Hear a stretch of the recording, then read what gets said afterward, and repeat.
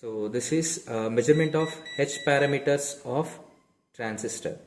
So this is the trainer kit. So here we are using the transistor as a PNP transistor.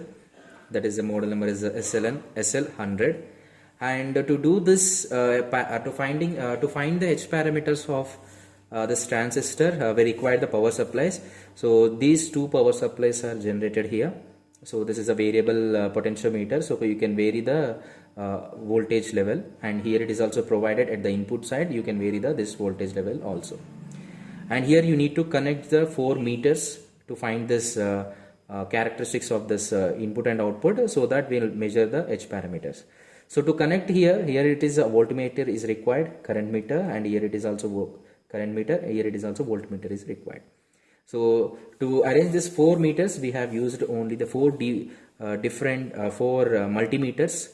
Okay, so this is a voltmeter. This multimeter is working as a voltmeter in a 20 volts, and this multimeter will be working as a current meter. So this will be in a 200 milliamps, and this multimeter will be working in a current meter. So I'll put it this one also in a 200 milliamps, and this voltmeter will be work as a voltmeter. So it is in a 20 volts. You can go with the, if you are having any DPMs, digital panel meters, you can connect here and go with this 30 volts or above range also, no problem. Okay, so to make the connections, and what are the power supplies there, that will be generated internally, so no need to connect any external power supply here, and just plug in the power card into the main socket and just turn on. After making the all connection, just turn on and do the experiment. Let me connect this first one. So this is a voltmeter, so I'm connecting positive terminal to positive and negative to the negative. Okay, and this is a current meter, so I'm connecting, here is the polarity is also mentioned here, okay, for the collector current. So just to give the negative to here, and positive is also connected to here.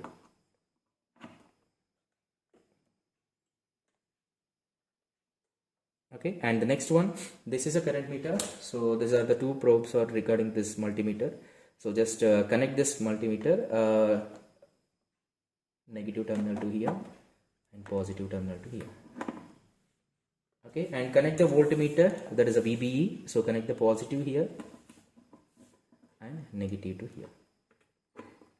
So we are completed all the connections. So if you connect the only the DPMs, it will be looks good, no problem. We'll do with this multimeters.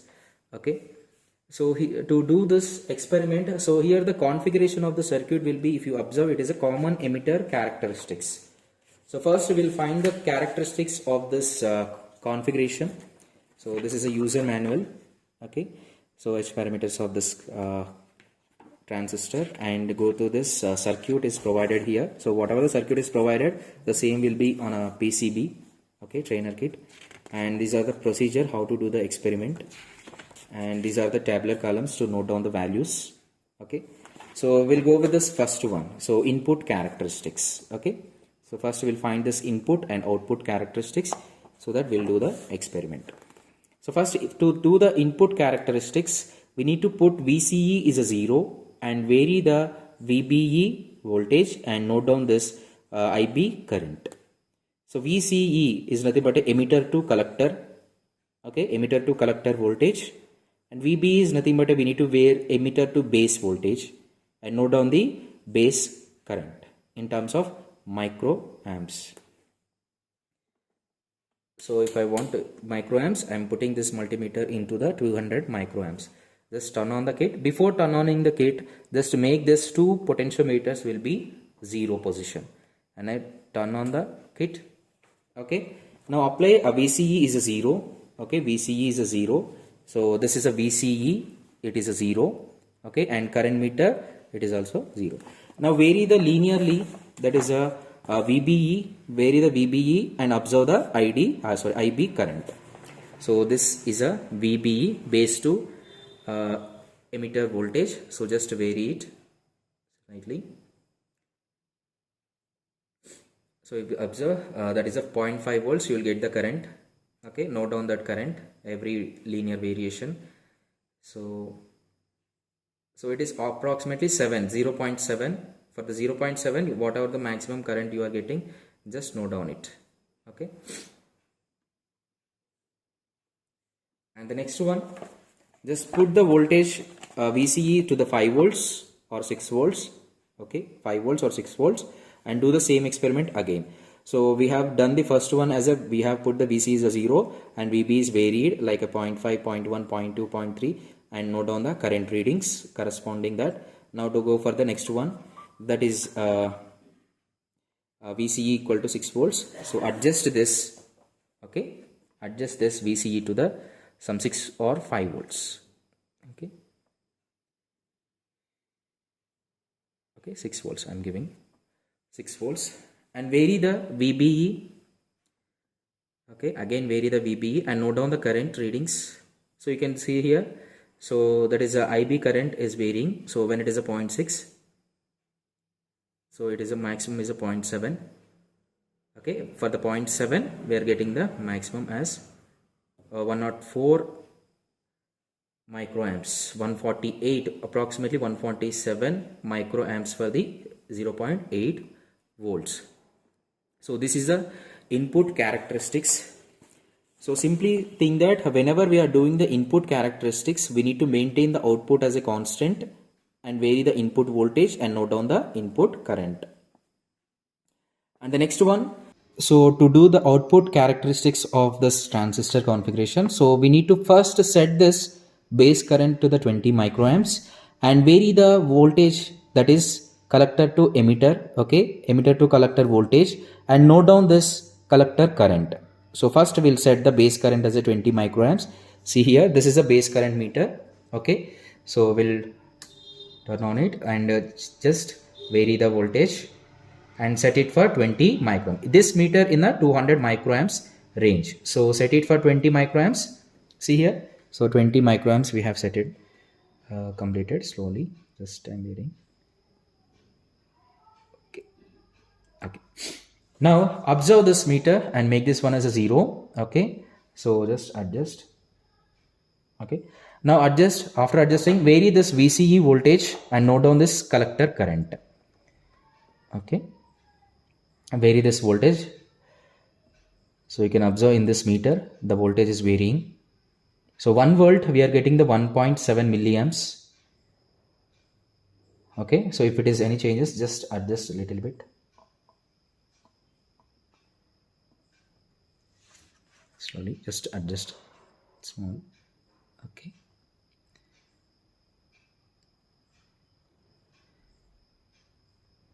Okay, complete.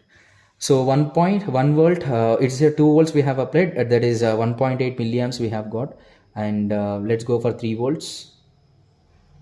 Okay, so for 3 volts we are getting still 1.8, and go for the 4 volts, 5 volts. So if you increase the voltages, this will be in a constant range. The IC current will be in a constant. Okay, so whenever we are doing the output characteristics, okay, so if you see the diagram, okay, if you observe this output characteristics graph, plotting a graph, so we are varying the VCE voltages, okay, and we are noting down the current readings, okay, when IB is a constant. If you observe here, IB is a constant, okay, that is 20 microamps. The current is almost constant if you observe in our multimeter, okay, this meter, okay, so almost constant. Next, go for this 40 microamps and observe the current reading. Okay, now let's just increase this multimeter to the 40 microamps. Before that, I'll just make it this one as a 0. Okay, so just increase this is the 40 microamps. Okay, so this is a 40 microamps. Okay, now increase this slowly. Okay, so slow, just increment this VCE to the slowly and observe the voltage readings. Okay, I'm increasing this slightly. So if when it is in a 1 volt, if I'm for example take it as a 1 volt, you can observe the current rating, that is a 3.6 milliamps. If I go with the 2 volts, okay, if you observe here, it is almost constant. 3.6 is the previous, it is a 3.7. Okay, so if you linearly increase this voltage level for the 3 volts, 4 volts and 5 volts like that, so the current will be gets the constant.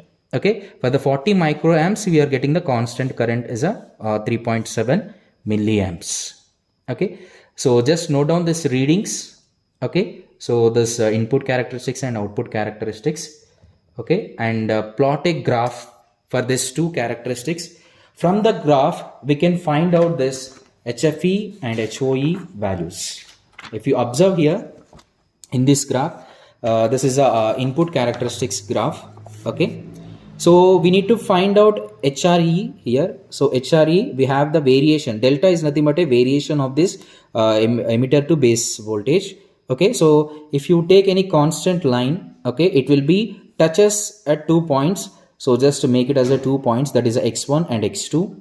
Okay, x2 and x1, and here we have the two values. Okay, so if you see the formula, okay, x1 x2 minus x1 divided by VCE equal to 6 volts, because whatever the maximum we are giving the voltage VCE and VCE 0. These are the two constant points in a input characteristics.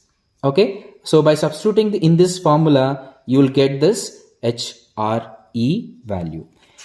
Okay, and from the output characteristics, okay, from the output characteristics, so we have given the constant base current, that is in microamps, and we have varied the VCE, and we have noted down this IC current. So if you take any two readings of this signal, okay, two constant readings, maximum one, so that these 2 points will be Y2 and Y1, and these 2 points will be X2 and X1. So these 2 points are meeting at same point, and these 2 points are we have in the constant currents. So to get the HFE value, so this is a delta IC divided by delta IB at a constant of VCE. This is a formula to get the HFE value, so that Y2 minus Y1 divided by X2 minus X1. These are the two values of the IC and IB.